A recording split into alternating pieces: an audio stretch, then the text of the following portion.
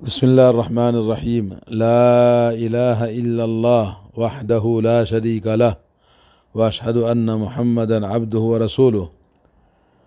کلمہ لا الہ الا اللہ جو ارکان اسلام کا پہلا کلمہ ہے، جس کو کلمہ طیبہ کہتے ہیں۔ قرآن کریم میں اللہ تبارک و تعالیٰ نے سورہ ابراہیم میں اس کو کلمہ طیبہ فرمایا۔ کلمہ لا طیبہ، کلمہ لا الہ الا اللہ، یہ تمام ذکر میں سب سے افضل ذکر ہے، اور کلمہ لا الہ الا اللہ کے لیے اللہ تبارک و تعالیٰ نے اس کائنات کو پیدا کیا ہے، اور اسی کلمے کے لیے اللہ رب العالمین نے انبیاء علیہم الصلاۃ والسلام کو دنیا میں مبعوث فرمایا، اور اسی کلمہ طیبہ لا الہ الا اللہ کے خاطر کہ لوگوں کو تعلیم و تربیت کرنے کے لیے اس کلمے کی کتابوں کو نازل فرمایا، اور اسی کلمہ طیبہ کی بنیاد پر مومنوں اور کافروں میں فرق کیا جائے گا، اور اسی کلمہ طیبہ لا الہ الا اللہ سے لوگوں کو جنت اور جہنم میں جانے والوں میں تقسیم کیا جائے گا۔ نیک بخت بدبخت اسی سے تقسیم ہوگی، اور اسلام کا سب سے مضبوط کڑا یہی کلمہ لا الہ الا اللہ ہے، اور یہی کلمۃ التقویٰ ہے، اور دین کے اسلام میں جتنے ارکان ہیں سب سے اہم رکن لا الہ الا اللہ ہے، اور ایمان کی شاخوں میں ایمان کی جتنی بنیادیں ہیں، ستون ہیں، سب سے بڑا ستون لا الہ الا اللہ ہے، اور جنت میں جانے کا راستہ یہی لا الہ الا اللہ ہے، جہنم سے نجات کا یہی ایک ذریعہ ہے، اور یہی کلمہ شہادت ہے، اور یہی دنیا اور آخرت کی سعادت کی کنجی ہے، اور دین کی اصل، دین کی بنیاد، اور دین کی چوٹی اصل، اور تمام فضائل کا لب لباب دین کے اندر یہی لا الہ الا اللہ ہے۔ سورہ نحل، جس کو سورۃ النعم بھی کہتے ہیں، نعمتوں والی سورت بھی کہتے ہیں، اور اس سورہ کے اندر اللہ رب العالمین نے سب سے پہلی جو نعمت اپنے بندوں پر گنایا ہے وہ لا الہ الا اللہ ہے۔ ینزل الملائکۃ بالروح من امرہ علی من یشاء من عبادہ، ملائکہ روح لے کر اپنے اللہ تعالیٰ کے حکم کو لے کر نازل ہوتے ہیں اپنے بندوں میں سے جس کے پاس اللہ تعالیٰ چاہے۔ ان انذروا، یہ کیا پیغام لے کر آتے ہیں کہ لوگوں کو ڈرائیں، انہ لا الہ الا انا فاتقون،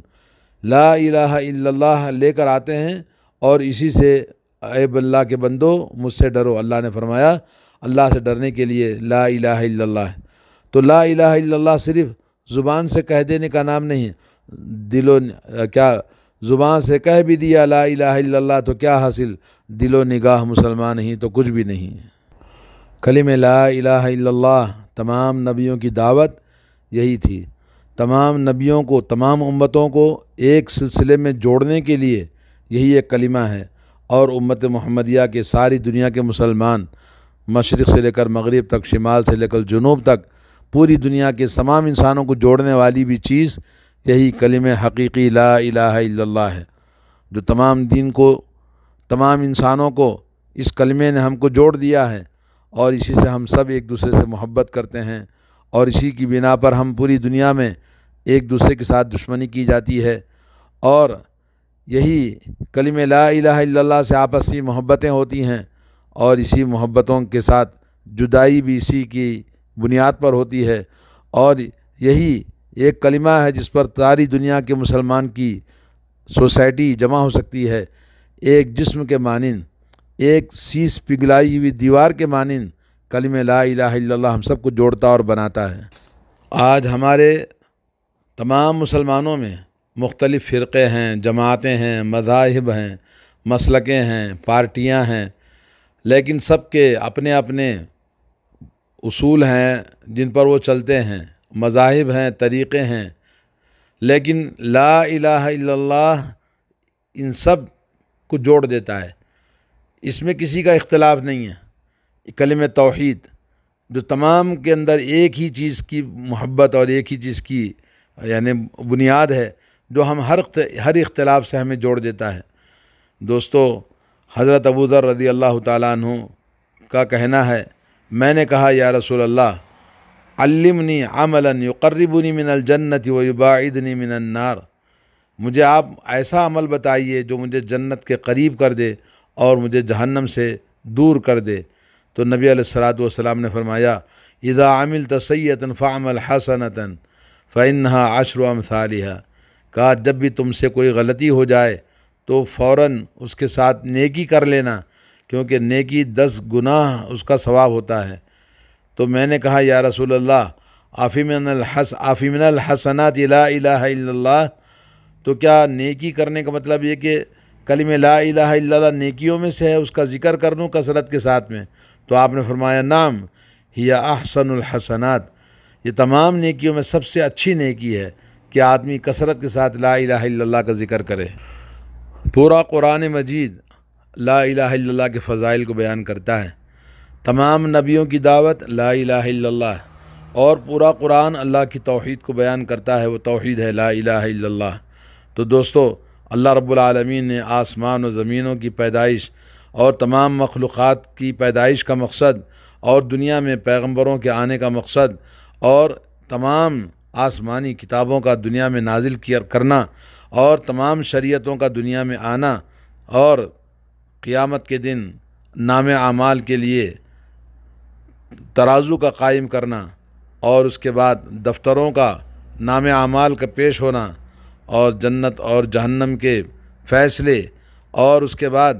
پھر تمام کی تقسیم،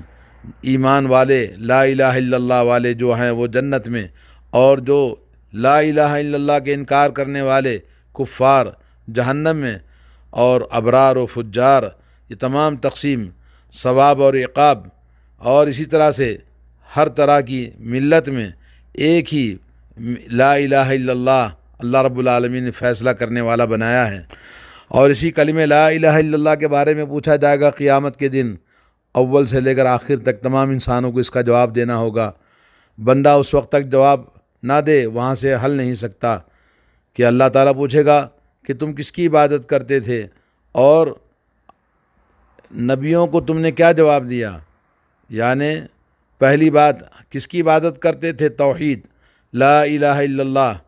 اس کا علم حاصل کرنا، اور اس کا اقرار کرنا، اور اس کا عمل کرنا، اس پر عمل کرنا، اور اس کے تقاضوں کے مطابق اپنی زندگی کو ڈھالنا۔ اور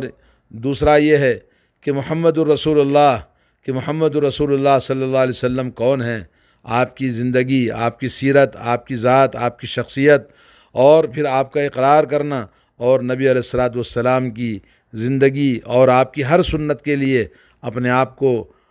ہم اتباع کرنے والے، اور آپ کے ہر اصول پر، ہر عمل پر ہمارے لیے زندگی الہی عمل بنا کر ڈھالنا، یہ ہماری زندگی کا مقصد ہے۔ احادیث مبارکہ کے اندر لا الہ الا اللہ کی فضیلت میں بے حساب احادیث آئی ہیں، صحیح بخاری، صحیح مسلم میں، اور اس کے علاوہ بہت ساری احادیث میں۔ ایک دو آپ کو سنا دیتا ہوں، پھر انشاءاللہ آپ کو آگے سنائیں گے۔ حضرت ابو ہریرہ رضی اللہ تعالیٰ عنہ فرماتے ہیں کہ نبی کریم صلی اللہ علیہ وسلم نے فرمایا لا الہ الا اللہ وحدہ لا شریک لہ لہ الملک و لہ الحمد وہو علی کل شیء قدیر، اگر 100 مرتبہ یہ کلمہ اگر کوئی ذکر کرتا ہے تو اللہ تبارک و تعالیٰ 10 لوگوں کو غلام آزاد کرنے کا ثواب لکھ دیتا ہے، 100 نیکیاں اس کے نام اعمال میں لکھی جاتی ہیں، اور 100 گناہ اس کے مٹا دیے جاتے ہیں، اور اللہ کے پاس اس سے افضل کوئی ذکر نہیں ہے، الا ہے کہ کوئی آدمی اس سے زیادہ عمل کرے اور اس سے زیادہ ذکر کر کے اللہ کے پاس آئے تو وہ افضل ہو سکتا ہے۔ یہ حدیث صحیح بخاری اور صحیح مسلم کے اندر آئی ہے۔ اور اسی طرح سے حضرت ابو ایوب انصاری رضی اللہ تعالیٰ عنہ کی حدیث ہے صحیح بخاری کے اندر اور صحیح مسلم میں، کہ جس نے 10 مرتبہ لا الہ الا اللہ وحدہ لا شریک لہ لہ الملک و لہ الحمد وہو علی کل شیء قدیر پڑھتا ہے تو 4 اولاد اسماعیل میں سے آزاد کرنے کا ثواب اس کو ملتا ہے۔ تو صبح کی نماز کے بعد 10 مرتبہ اور مغرب کی نماز کے بعد 10 مرتبہ پڑھنے کا حدیث میں ذکر آیا ہے۔ اور اس کی فضیلت میں اللہ کے نبی نے فرمایا، میں نے جو سب سے افضل ذکر کیا ہے، اور مجھ سے پہلے تمام نبیوں نے سب سے افضل ذکر یہی کیا ہے یوم عرفہ کے دن۔ یوم عرفہ کے اندر آپ جانتے ہیں کہ دنیا میں سب سے زیادہ فضیلت والا دن یوم عرفہ کا دن ہے۔ فرمایا کہ آج دنیا کا سب سے افضل دن، افضل ذکر لا الہ الا اللہ وحدہ لا شریک لہ لہ الملک و لہ الحمد وہو علی کل شیء قدیر۔ اور اسی طرح سے خیر الدعاء دعاء یوم عرفہ، کہا کہ سب سے بہترین دعا یوم عرفہ کی دعا ہے، اور سب سے بہترین جو میں نے کہا اور میرے ساتھ تمام نبیوں نے مجھ سے پہلے یہی دعا کی ہے، لا الہ الا اللہ وحدہ لا شریک لہ لہ الملک و لہ الحمد وہو علی کل شیء قدیر۔ ترمذی میں، طبرانی میں اور دوسری کتابوں میں یہ حدیث آئی ہے اور حدیث صحیح ہے۔ لا الہ الا اللہ جس نے بھی اقرار کیا، یہ دلوں کی بات ہے، جس کے اندر جیسے اخلاص ہوگا اس کے ایمان کا بھی وزن ویسا ہی ہوگا، جیسے کہ حضرت انس بن مالک رضی اللہ تعالیٰ عنہ فرماتے ہیں، نبی علیہ الصلاۃ والسلام نے فرمایا، یخرج من النار من قال لا الہ الا اللہ، جہنم سے نکالا جائے گا جس نے لا الہ الا اللہ کہا اور اس کے دل میں ایک گیہوں کے برابر شعیرہ یعنی ایک چھوٹے سے جو کے برابر بھلائی ہے تو اس کو نکالا جائے گا۔ اور اسی طرح سے وَيَخْرُجُ مِنَ النَّارِ، اور جہنم سے لا الہ الا اللہ کہنے والے کو نکالا جائے گا جس کے دل میں برہ یعنی گیہوں، گندم کے دانے کے برابر، گندم کا دانہ جو کے دانے سے چھوٹا ہوتا ہے، اور اسی طرح سے جس کے دل میں لا الہ الا اللہ ایک ذرہ برابر کسے کہتے ہیں؟ ذرہ وہ ہوتا ہے جو روشنی، کھڑکی کی روشنی میں جب دھوپ پڑتی ہے تو ہمیں ذرات نظر آتے ہیں جو ہمیں پکڑنے سے نظر نہیں آتے لیکن ہمیں ہواؤں میں اڑتے ہوئے نظر آتے ہیں، وہ ذرہ۔ اور اتنا بھی اگر کسی کے دل میں ایمان ہے لا الہ الا اللہ کہنے والے کے، تو اس کو بھی جہنم سے نکالا جائے گا، اور یہ صحیح بخاری صحیح مسلم کی حدیث ہے۔ تو یہ دلالت کرتی ہے حدیث کہ لا الہ الا اللہ جس نے بھی سچے دل سے توحید کو اپنایا، شرک نہیں کیا، بدعات نہیں کیا، تو یقیناً وہ جنت میں جائے گا۔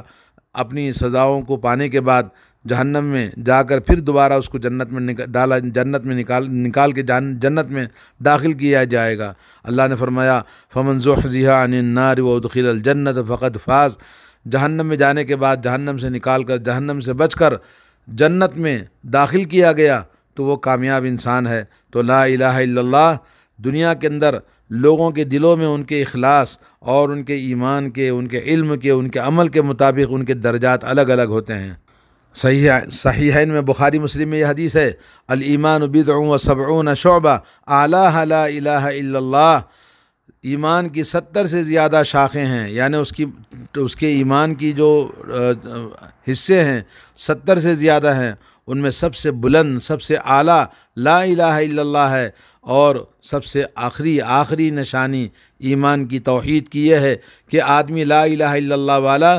راستے میں تکلیف دہ چیز کو دور کر دیتا ہے۔ والحیاء شعبۃ من الایمان، اور شرم و حیا بھی ایمان کا ایک حصہ ہے۔ یہ صحیح بخاری مسلم کے اندر حدیث ہے۔ حضرت جابر بن عبداللہ رضی اللہ عنہما فرماتے ہیں،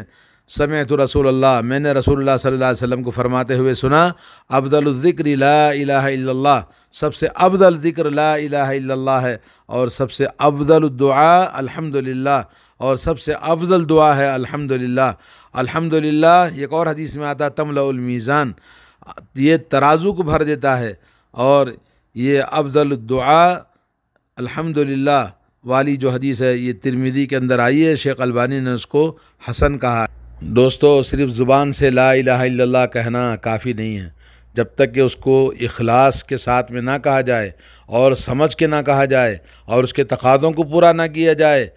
حدیث میں آتا ہے، نبی علیہ الصلاۃ والسلام سے حضرت ابو ہریرہ نے پوچھا، یا رسول اللہ من اسعد الناس بشفاعتک یوم القیامہ، قیامت کے دن سب سے زیادہ آپ کی شفاعت کا حقدار، خوش نصیب کون ہوگا؟ تو رسول اللہ نے فرمایا، لقد ظننت یا ابا ہریرہ اللہ یسألنی عن ھذا الحدیث احد اول منک،